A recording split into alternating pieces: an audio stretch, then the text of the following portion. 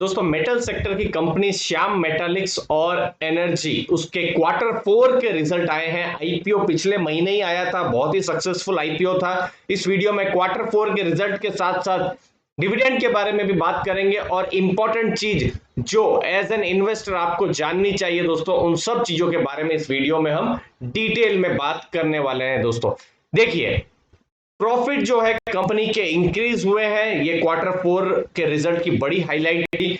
Company ने dividend का भी अनाउंसमेंट किया है, ₹2.70। अब ये जो डिविडेंड आएगा तो इंपॉर्टेंट जो डेट है, जैसे एक्स डिविडेंड डेट है, रिकॉर्ड डेट है, डिविडेंड पेमेंट डेट है, वो अभी तक आई नहीं है। तो जैसे ही आ जाएगी, अपडेट हो जाएगी, तो मैं आपको इन्फॉर्म कर दूंगा। आप यहाँ पर हमारा जो टेलीग्राम ग्रुप है उसके साथ भी आप जुड़ सकते हैं ताकि आपको डिटेल में इंफॉर्मेशन मिलती रहे। अब देखिए, इनकम फाइनेंशियल ईयर 20 मतलब 2019 अप्रैल से मार्च 2020 में 4388 करोड़ की थी, जो कि इस बार बढ़कर 6320 करोड़, मतलब इनकम बढ़ी है। और क्वार्टर 3 से क्वार्टर 4 में भी हमने रिकवरी देखा था, मतलब अक्टूबर से दिसंबर में जितना बिजनेस हुआ उससे ज्यादा बिजनेस जनवरी से मार्च में हुआ था। देखिए क्वार्टर 4 में आप देख सकते हैं 2359 करोड़ का यहां पर उन्होंने बिजनेस किया, जो कि पिछले साल मतलब जनवरी से मार्च 2020 में 1085 करोड़ का, तो डबल एक तरीके से बिजनेस किया है। अब ये एक इंपॉर्टेंट चीज है, पिछले साल जो प्रॉफिट था 340 करोड़ का प्रॉफिट था। सबसे इंपॉर्टेंट डेटा ये है, और यही आपको दिखाया जा रहा होगा कहीं पर भी मीडिया में आपने या कहीं पर भी वीडियो आपने देखा होगा। 843 करोड़ का प्रॉफिट अभी ये पूरे साल में हुआ है। और इंटरेस्टिंग बात यह है कि इस क्वार्टर 4 में, ये बहुत इंपॉर्टेंट है दोस्तों, इसको समझना है, जनवरी से मार्च में कंपनी ने 387 करोड़ का प्रॉफिट किया है।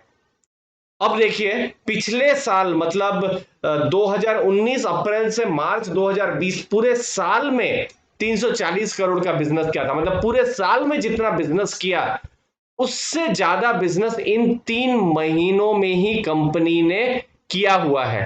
तो कुछ भी आप इसका मतलब निकाल सकते हैं, अच्छा खराब, लेकिन मेरे लिए ये एक कॉशन है।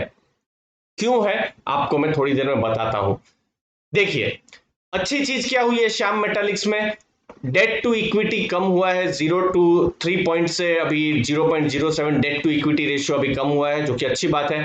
अर्निंग पर शेयर 14.5 से 36, ये भी अच्छी बात है। आईपीओ बहुत ही सक्सेसफुल रहा था, 303 से 6 का प्राइस बैंड था, 121 टाइम सब्सक्राइब हुआ था। रिटेल सब्सक्रिप्शन भी बहुत अच्छा था, 380 में खुला भी था, अभी 410 415 के आसपास में है दोस्तों।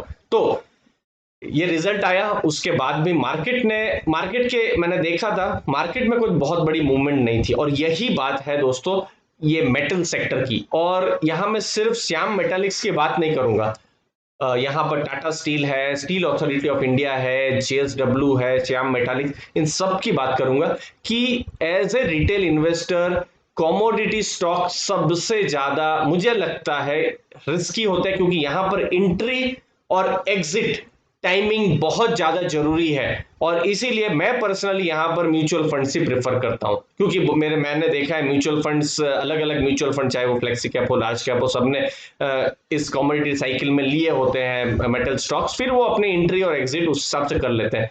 दूसरी बात क्या है, यहां पर हमने यहां पर देखा 3 महीने में पूरे साल का प्रॉफिट उन्होंने कर दिया है।